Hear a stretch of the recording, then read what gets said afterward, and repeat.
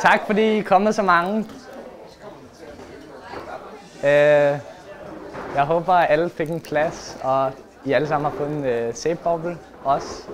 Jeg forestiller mig bare, at I puster lidt under foredraget, så slår jeg bare løs. En gennemsnitlig sæbeboble varer ikke mere end et halvt minut. 1, 2, 3, 4. Da jeg var lille, pustede jeg altid en sæbeboble ad gangen, fulgte den med øjnene, krydsede fingre for, at den ikke ramte noget, og talte hvert sekund af dens lille liv. I januar sidste år sad jeg lettere vinterdepressiv i en blanding af barndomsnostalgi og opslugt af forgængelighedssymboler i kunsten, og tænkte, kan man konservere en sæbeboble? Eller bare få den til at overleve lidt længere? En uge, en måned, et år?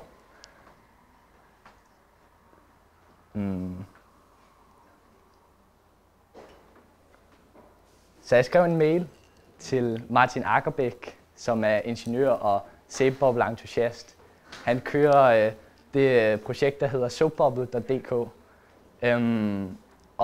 Så spurgte jeg ham, kunne man måske få en sæbeboble til at overleve et par uger inde i en kasse. Og det blev så til en masse mails, møder, kaffe, øl og snak om et projekt, der stadig er i gang i dag. Men det her, det er lidt af et ikke-foredrag. Forstået på den måde, at det er et projekt, der ikke er lykkedes endnu. Men det kommer mere til at handle om alle de idéer, der er kommet ud af det. Og det bliver en måde at prøve at præsentere ligesom den viden og de associationer, der akkumuleres under sådan en research-fase. Så det kommer til at handle om sæbebobler og sæbebobler i kunsten. Det kommer til at handle om vores idé til konservering af sæbebobler. Og så kommer det til at handle om et sideløbende projekt med en række absurde forsøg på at konservere sæbebobler. Det bliver en fortælling om undersøgelsens kvalitet i sig selv, og alle de biprodukter, der kommer ud af den kunstneriske proces. Det kommer cirka til at tage 40 minutter. Men først vil jeg fortælle lidt om videnskaben bag sæbebobler. For det er jo sådan, at vand er bygget op på den måde, så vandmolekylerne bliver tiltrukket rigtig meget af hinanden. De vil rigtig gerne være så tæt sammen som muligt. Det er det fænomen, der kaldes overfladespænding. Det, der så sker, når man kommer sæbe i, det er, at den mindsker eller den forringer overfladespændingen, så at det ligesom vandet får mulighed for at brede sig ud på den her måde som en hinde. Sæbemolekylerne, de har den egenskab, at i modsætning til vandmolekylerne, så frastøder de hinanden. Så det, der sker, er, at de lægger sig ligesom i sådan en sandwich med vand i midten, og så 2 lag af sæbe. Og sæben ligger lige præcis sådan, så sæbemolekylerne kan mærke hinanden. De kan mærke, at de frastøder hinanden. Så det er meget sådan dirrende. Det, der så sker, er, når man puster luft i, så prøver vandet, på grund af det her med vandmolekylerne, der gerne vil være så tæt sammen som muligt, så prøver vandet at formindske overfladearealet. Og den form, der har det mindst mulige overfladeareal, det er en boble. Men hvad er så grunden til, at en sæbeboble sprænger? Hvorfor kan de ikke bare blive ved med at leve? Altså dels så er der, som vi også så i starten, at når de rammer en tør overflade, så sprænger de. Men det kan også skyldes kraftig vind, eller det kan skyldes, at vandet fordamper i boblerne. En anden sjov ting med sæbebobler, det er alle de her farver, der kommer. Og det skyldes, at der sker det, der hedder interferens. Det betyder, at hvidt lys har alle farver. Og det, der så sker, er, at når lyset kommer ind og rammer en boble, så er der noget af det, der bliver reflekteret på det yderste lag af boblen, og noget bliver reflekteret af det inderste lag. Og når de bølger rammer hinanden, så kommer farverne. Og man kan simpelthen se på en sæbeboble, hvor tyk den er, ud fra hvor mange farver den har. Jo tykkere den er, jo flere farver har den. Den sidste farve, som du kan se i en sæbeboble, før den ligesom er helt så tynd, så den er helt gennemsigtig, det er gul.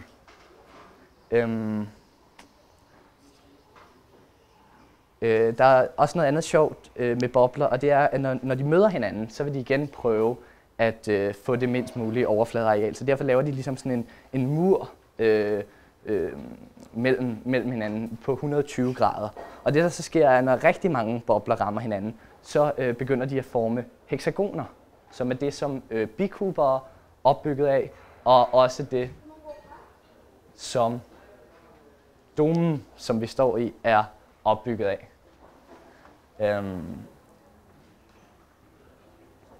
Men hvor længe går historien tilbage med de her sæbebobler? Hvor længe har man pustet bobler? Sæben blev opfundet 2800 år før Kristus i Babylonien, hvor man fandt ud af, at man kunne blande dyrefedt og aske, og så fik man den her rengørende substans. Men der er lidt tvivl om, hvor længe man har pustet sæbebobler.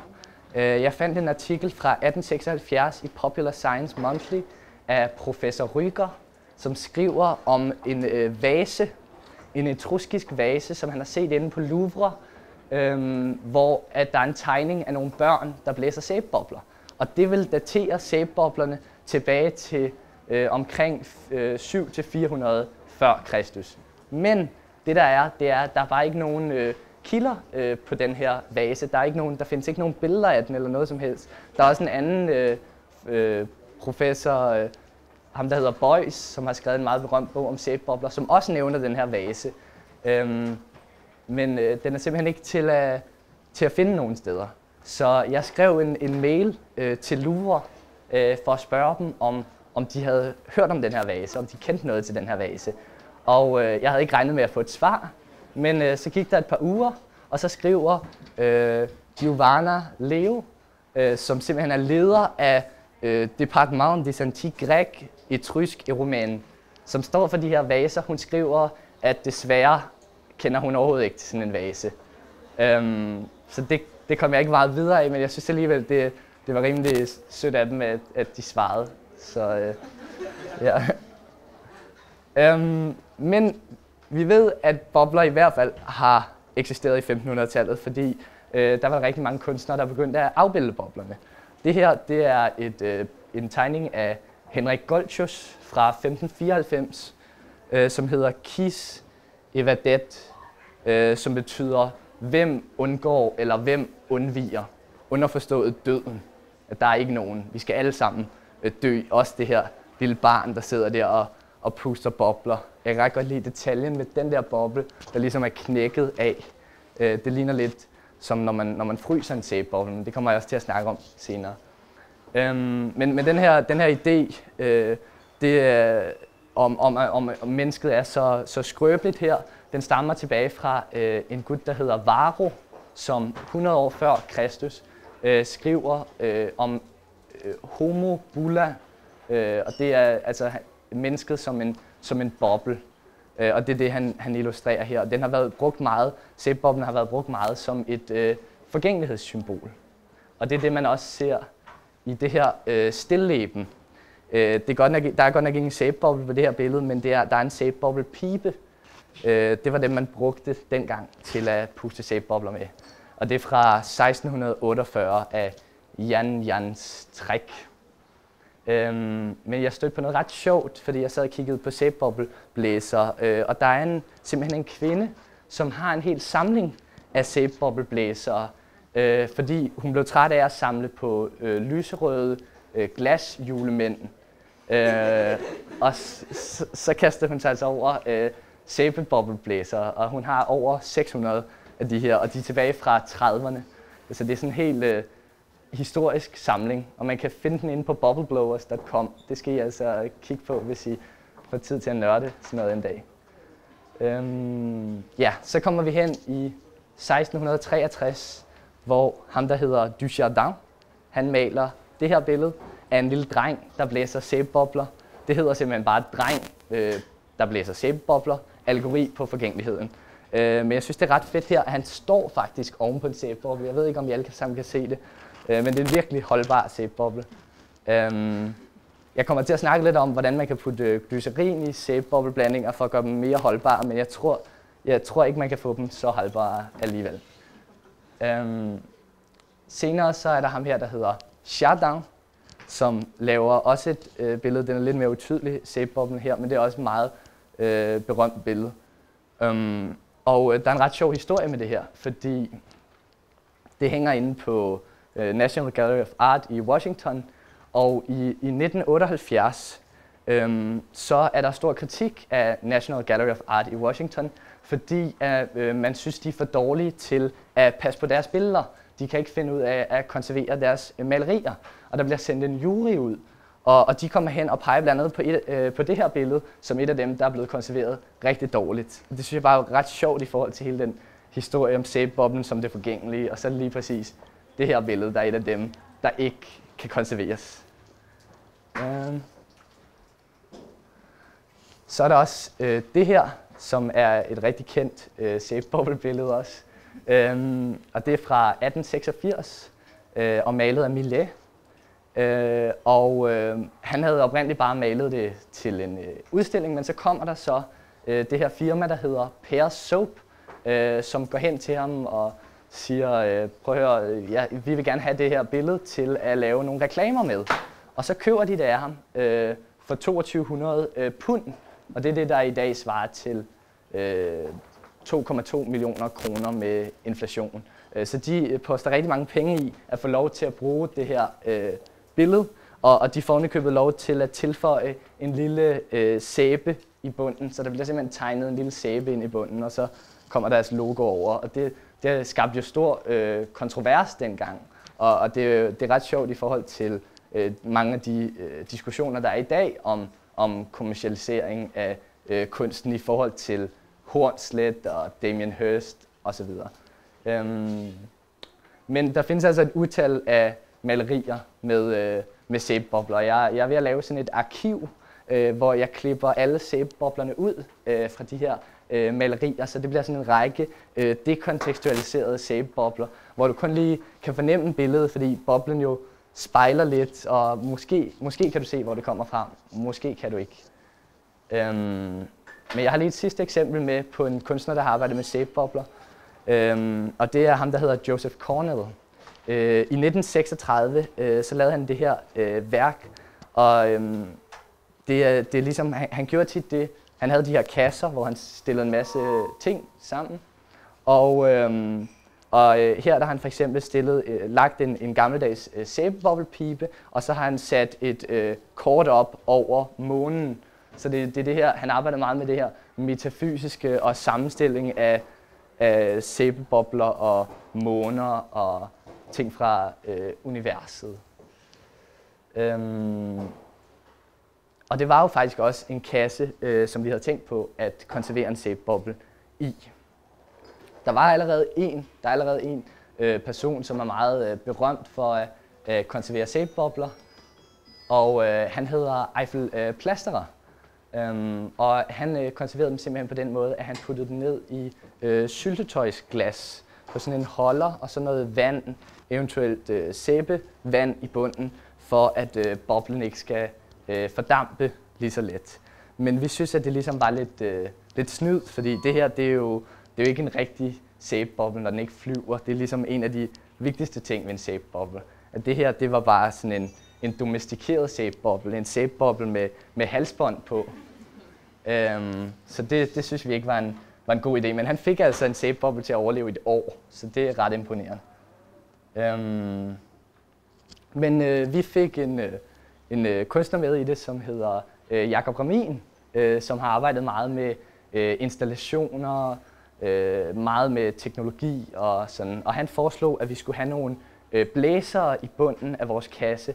Ikke lige så store som den her, men sådan nogle fine små blæsere i bunden. Og så et Arduino-board, der kunne holde styr på den her boble, så at det ligesom med infrarødt lys registrerede, hvor boblen var henne, og så kunne den ligesom sørge for, at boblen ikke ramte siderne, stabilisere boblen. Martin havde også en idé om, at man kunne lægge boblen på en pude af CO2, og det synes jeg var ret fint billede, fordi normalt så tænker man altid på CO2 som noget negativt og drivhuseffekten, og jeg skal komme efter dig, men her så var det ligesom en dejlig ting, ikke? Så lægger vi boblen på en pude af CO2. Vi arbejder også videre med en anden idé, hvor den simpelthen kom ud af den her kasse og blev en helt fri boble igen. Og så var den oven på en piedestal og skulle ligesom svæve over den, så det blev rent sådan guldfisk i blenderen af, folk kunne faktisk gå hen og prikke den her boble ud. Men det gjorde selvfølgelig, at man kunne ikke styre lige så meget, hvor længe den kunne overleve, og vi kunne risikere, at den døde allerede efter en dag, og så er der ikke meget sjovt ved det, men vi havde altså det her koncept udviklet om på en eller anden måde en boble og måske noget vand, nogle blæser, et eller andet. Men det var enormt svært at organisere selvfølgelig, både på grund af økonomien og kemien. Fordi de her shape-bobble, men vi skulle lave den rigtige shape-bobble mikstur, og det kommer jeg også til at tale om senere, hvad folk har at bud på, hvad man kan putte i shape-bobler for at gøre dem stærkere. Men den her shape-bobble-mikstur, den skulle altså blandes på dagen, den skulle bruges, og det gør, at det lukker lidt for, hvor meget man lige kan eksperimentere. Og specielt når jeg stod og skulle tage min studentereksamen, Martin skulle skrive sin Ph.D., Jakob havde gang i alle mulige kunstprojekter, og pludselig så var det lidt svært at få til at gå op. Men lige nu så er udsigten, at måske til næste år kan vi måske få mulighed for at få tilgang til nogle laboratorier, og så vil det blive nemmere at eksperimentere med det her. Men det skal ikke blive slutningen her, fordi selvom det ikke blev til noget, så er det alligevel blevet til en masse ting. Og det har åbnet for en masse tanker om konservering, og hele det der med, hvor absurd konserveringen er i sig selv. Altså vi konserverer jo i høj grad, så konserverer vi ting for at konservere os selv, for at vide, at vi har eksisteret, at vi har været til, at vi har sanset noget. Men det er de færreste ting, som man kan konservere fuldstændig. Altså bare pressede blomster mister for eksempel hele deres liv, fordi de bliver helt tørre. Men det gør altså, at jeg startede med en række sådan pseudo-eksperimenter, som jeg vidste på forhånd var dømt til at mislykkes. Med udgangspunkt i ligesom andre konserveringsmetoder fra andre steder. Så det var for eksempel en gipsafstøbning af en shape-boble. Og så dør ideen selvfølgelig lidt med shape-boblen. Så var det også en presset shape-boble, ligesom man presser blomster. Den er sådan lidt fugtig inde på midten, hvis man kigger helt tæt på. Så lavede jeg et shape-bobble print, hvor jeg puttede ecolinefarve i sådan en shape-bobble-blanding, og der kan man godt fornemme noget af boblen. Det er selvfølgelig ikke en boble længere, men et aftryk af en boble. Men noget, der så tilføjer lidt sjovt metalag til, det er ecolinefarve, det er ikke lysægte. Så med tiden, så vil den her farve forsvinde. Så der kommer forgængeligheden så ind igen. Ja. Så prøvede jeg at gøre, ligesom man gør med sommerfugle, og stikke en nål gennem en shape-boble. Men jeg synes, at på en eller anden måde er det lidt smukt, fordi at nålen bliver sådan et mindesmærke for boblen, sådan en gravsten, eller sådan en boblen var her. Og så er det jo også en boble, der er i toppen af nålen. Så havde jeg en idé om at konservere en shape-boble i formaldehyd, ligesom man gør i biologi med dyr, og ligesom Damien Hirst har gjort meget med hajer og køer og grise og får. Men der er faktisk en metode, hvor man kommer ret tæt på at konservere en shape-boble, fordi man kan faktisk fryse en shape-boble. Og det kan godt være, at den mister lidt sin farve, men altså det er sådan, den har stadig den der stoflighed, den der skrøbelighed, som shape-boblen har. Problemet er bare, at man kan knap nok åbne lågen på fryseren, før den smelter. Så det skal gå rigtig hurtigt. Jeg nåede lige at tage et billede af den, før at den smeltede. Men jeg har overvejet, om man på en eller anden måde bare kunne få et rigtig koldt rum, og så få puttet den ned i en frysetaske eller et eller andet, så man kunne transportere den. Fordi jeg vil gerne have den ud af min fryser. Jeg synes, det er lidt kedeligt, den er inde i min fryser. Så sådan en frysetaske med et vindue i. Omvendt, så hvis det er rigtig varmt, så dør sæbeboblen stort set med det samme. Så jeg havde sådan en idé om, at jeg ville puste en sæbeboble i ørkenen, og så ville det ligesom være tanken og mindet om den, ikke? Det var det mest forgængelige. Det var sæbeboblens i dens essens. Det er sæbeboblen, der dør lige når du har pustet den. Og det var lidt i samme stil med den amerikanske kunstner Ed Ruscha, som har gemt en falsk sten i den kaliforniske ørken. Senere er der så en fransk kunstner, der hedder Pierre Bismuth, som har sendt en privatdetektiv ud for at finde den her sten. Men jeg vidste, at han ville aldrig finde min boble. Jeg havde også en idé om, at man måske kunne lave en sæbeboblemaskine, som kunne stå ude i ørkenen og køre på sollys eller et eller andet. Men så kom jeg til at tænke på, at hvis man kunne skabe vand bare med sollys, så ville man måske have gjort det allerede og brugt det til noget lidt mere fornuftigt. Men så faldt jeg over den her nede i sådan en rigtig hipsterbutik, Dora, sådan noget Hey-agtigt, som simpelthen er den fantastiske sæbeboble-transportør. Der kan man simpelthen putter bare boblen ned i, og så tager man den med hen. Og det er lidt et gamble, ikke? Den er derinde lige her, der billedet er taget. Men man ved ikke, om den er der, når man åbner. Det er sådan lidt Schrödingers kat, der sidder i en kasse med noget radioaktivt stof, og du ved ikke, om den er død eller levende. Men den er god. Så prøvede jeg at kortlægge en sæbeboble ved at tage et billede af en sæbeboble med lang lukkertid. Så I kan se, det her er sæbeboblens bane hen over billedet. Så det er simpelthen sæbeboblens liv, hele dens liv i et billede. Altså overvej, hvis man kunne gøre det med et menneske, ikke? Det ville være lidt uhyggeligt. Men så kan vi også til at tænke på, at man kan jo også kortlægge med tekst. Der er rigtig mange mennesker, der konserverer sig selv ved at skrive selvbiografier. Og jeg tænkte, kunne man på en eller anden måde lave en sæbeboble-biografi? Og jeg havde lige læst den den roman af Roberto Bolaño, der hedder De vilde detektiver, hvor anden del er bygget op på den måde, så hovedpersonernes færd er kun beskrevet fra de mennesker, som de støder på deres vej, fra de vidner ligesom til deres liv. Og det er også folk, de kun lige kort berører. Så det vil jeg prøve ligesom at genskabe med en sæbeboble.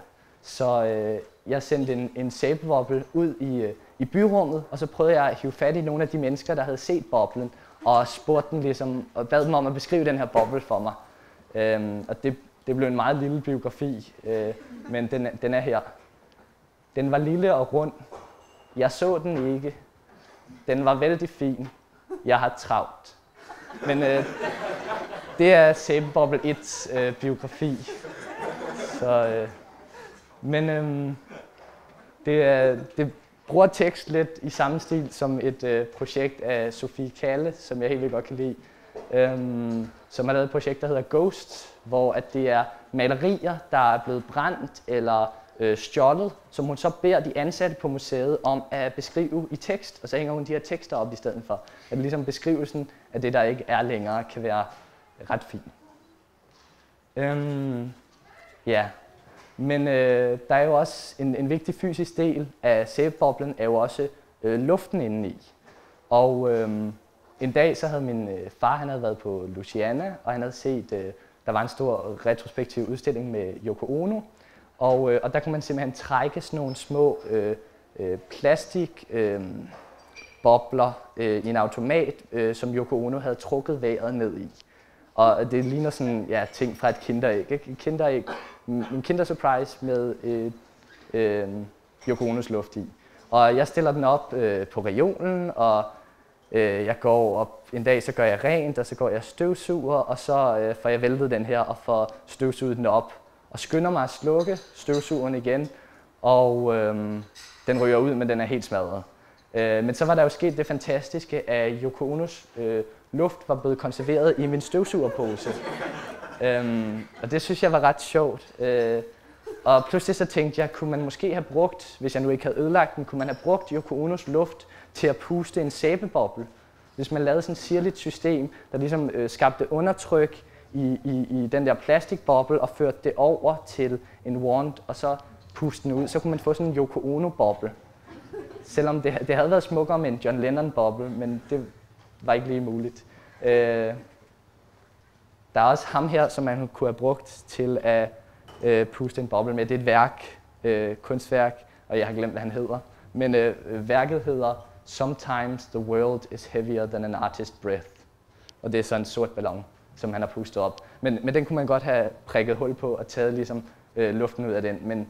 Men det havde nok været lidt mere omstændigt, for der findes kun den her ene ballon. Og Yoko Onos luft, Yoko Onos vejr kunne trods alt trække sin automat. Så kom jeg ud i nogle tanker om, kunne man bruge det digitale på en eller anden måde til at konservere. Fordi tit så lærer vi jo en masse ting, vi digitaliserer en masse ting for at konservere dem, for at bevare dem. Så jeg konserverede en sæbeboble ved, at jeg gemte et videoloop af en sæbeboble på en USB-nøgle. Og så var det ligesom om, også når videoen ikke blev spillet, men bare var på USB'en, så var det ligesom om boblen hele tiden var der, og potentialet for boblen kunne flyve var der.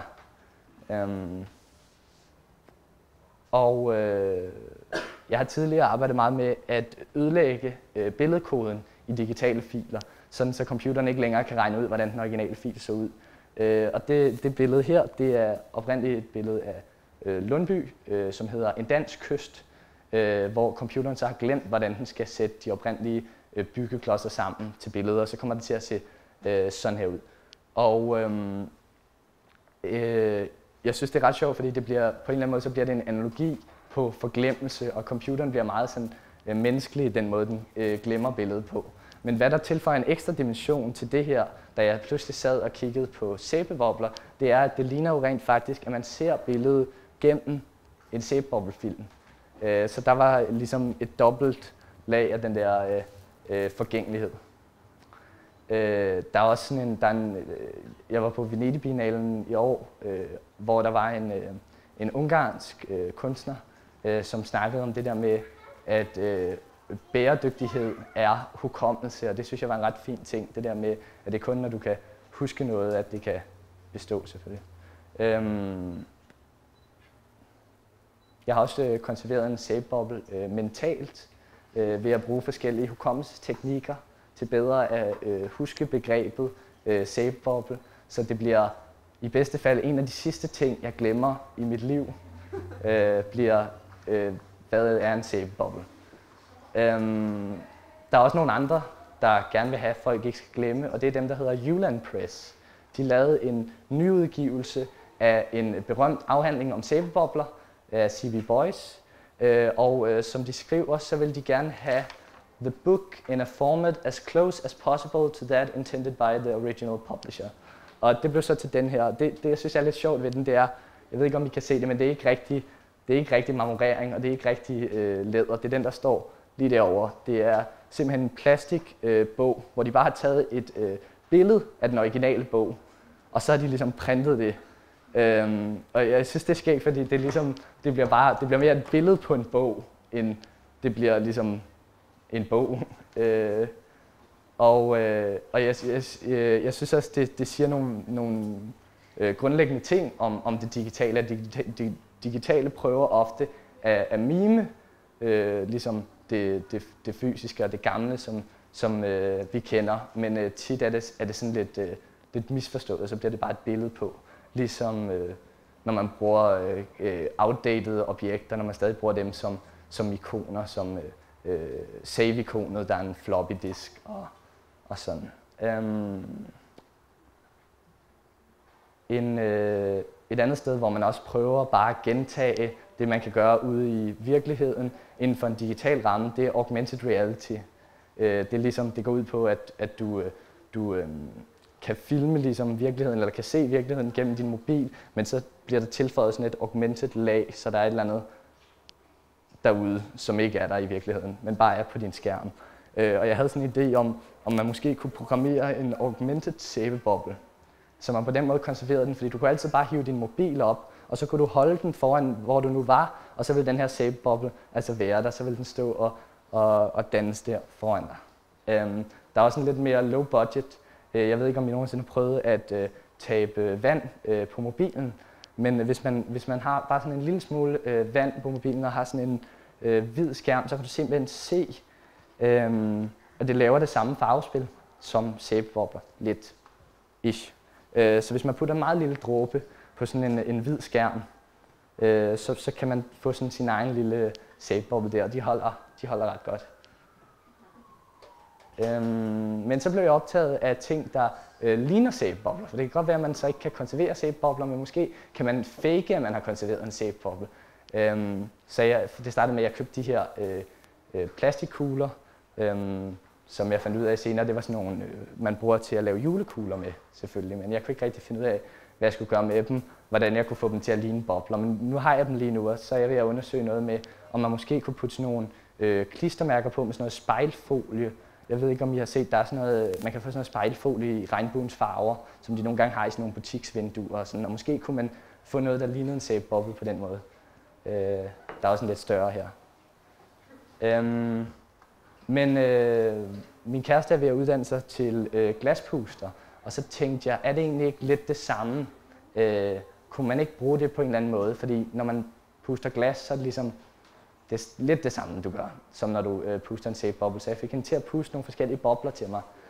Og det startede med, at hun pustede nogle solide bobler.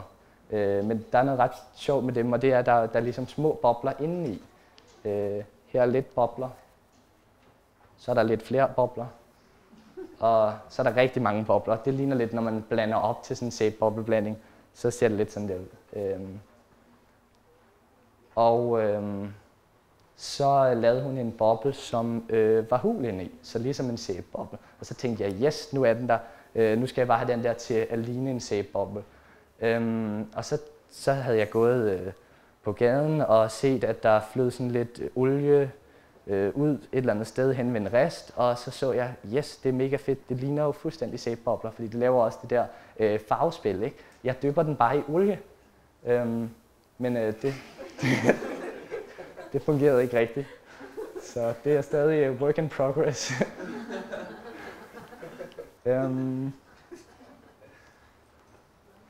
Men så tænkte jeg, at vi kan lave sådan et stykke glas, som ligner en sæbeboble, der er ved at blive pustet.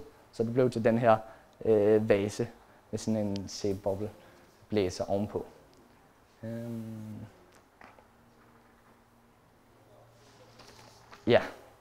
Så skete der noget rigtig fedt, fordi så kom min ven Frederik, han kom hjem fra Indien, og så havde han sådan en lille blå pakke med til mig, som var sådan noget mærkelig kemi, lim-agtigt noget, og det var det fedeste, at det lignede fuldstændig, når du pustede i det, så lignede det fuldstændig en sæbeboble, bortset fra, at den bare ikke, den gik stort set ikke i stykker. Det var bare sådan en boble lim, og du kunne nogle gange, så kunne du se lige i bunden, så kunne du se lige der, hvor du havde lukket den, men hvis du lige vinklede den rigtigt og belyste den rigtigt, så lignede den en sæbeboble.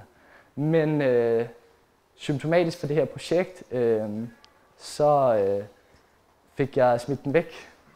Og det var ligesom den hellige gral inden for fake sæbebobler. Og jeg nåede kun at tage det her ene billede, som også er ret fint, synes jeg. Men det er altså efter den er gået i stykker. Men så måtte jeg bare bruge det her, og jeg synes også, det her er fedt, fordi det er jo en rynket sæbeboble. Og det er der også noget smukt i. Det der med, at noget, der lever så kort, så bliver gammelt.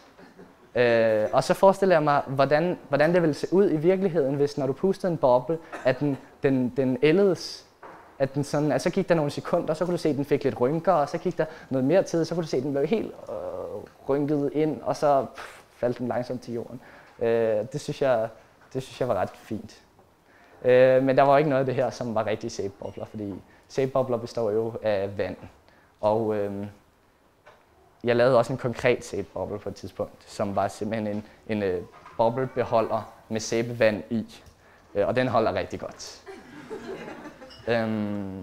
Men så i forbindelse med et projekt, jeg var ved at sende ind sammen med en, der hedder Dalin, hvor vi skulle lave sådan et soppebassin i Bristol, som skulle bestå af 5 kamre med vand fra de 5 største etniske minoriteter i Bristols respektive hjemlande. Og så fandt jeg ud af, at faktisk så svinger kvaliteten af vand rigtig meget fra land til land. Og det har også stor indflydelse på sæbebobleindustrien.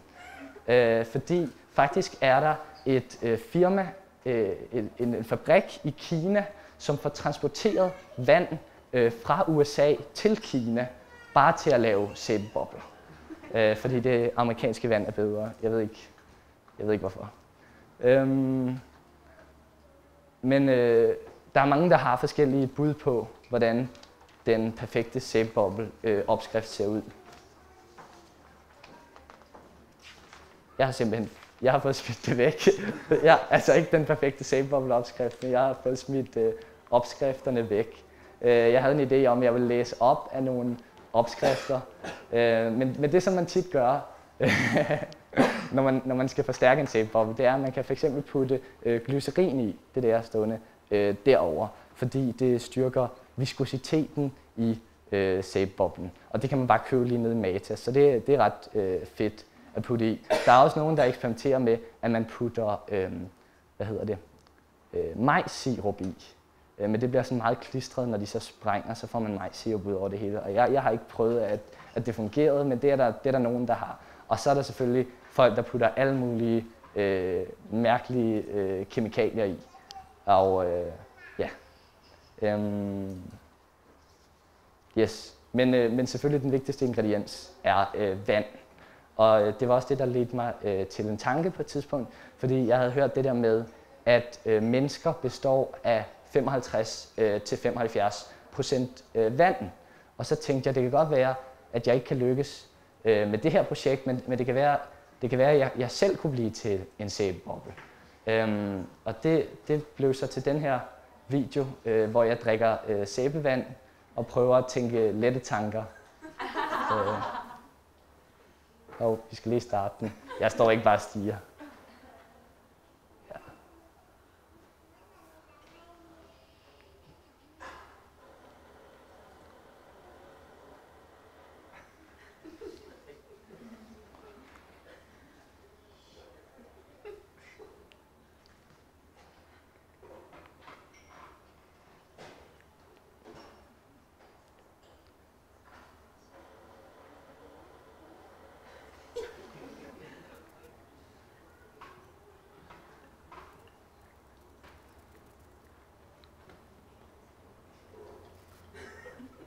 Giv det tid.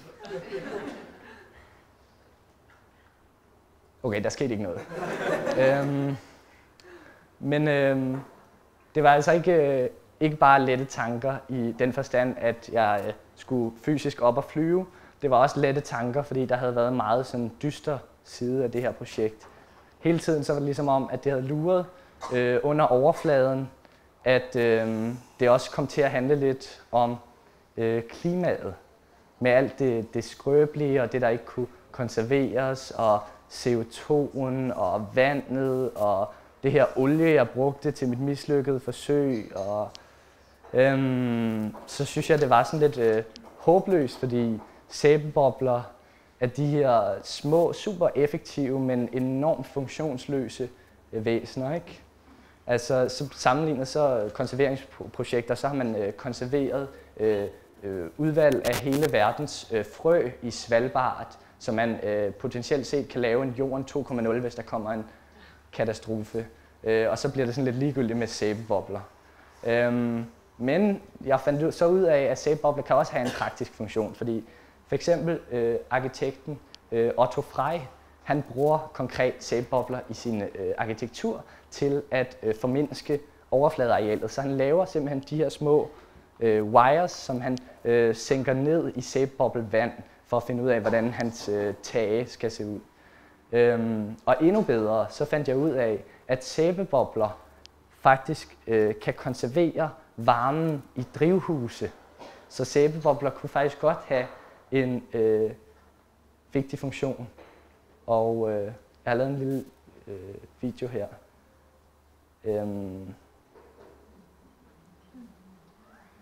Tror jeg. Yes.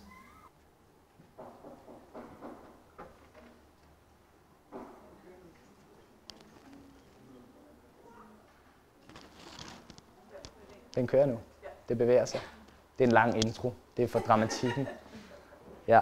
Nej, det er bare mig, der står og puster sæbebobler på et drivhus. Det fungerer ikke rigtigt på den måde, men jeg synes bare, det var sådan et fint billede, så jeg vil bare gerne lave det. Jeg har ikke lige nogen demonstration af, hvordan det rent faktisk fungerer, men det er noget med, at man ligesom man har 2 lag i taget, og så ind mellem det sprøjter man sådan noget sæbeboblemasse, ikke? Så det er sådan, men det er lidt kompliceret, men det er super fedt.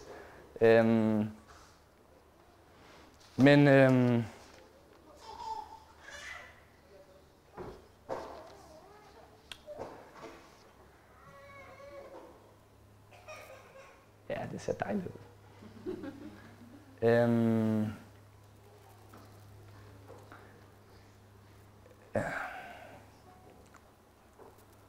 Men nu står vi her i Dome of Visions, og jeg forestiller mig lidt, at Dome of Visions er den der sæbeboble. Jeg har fløjet i den her sæbeboble, og så er den fløjet hen over Langebro og hen ved den sorte diamant, og så er den lagt sig lige her.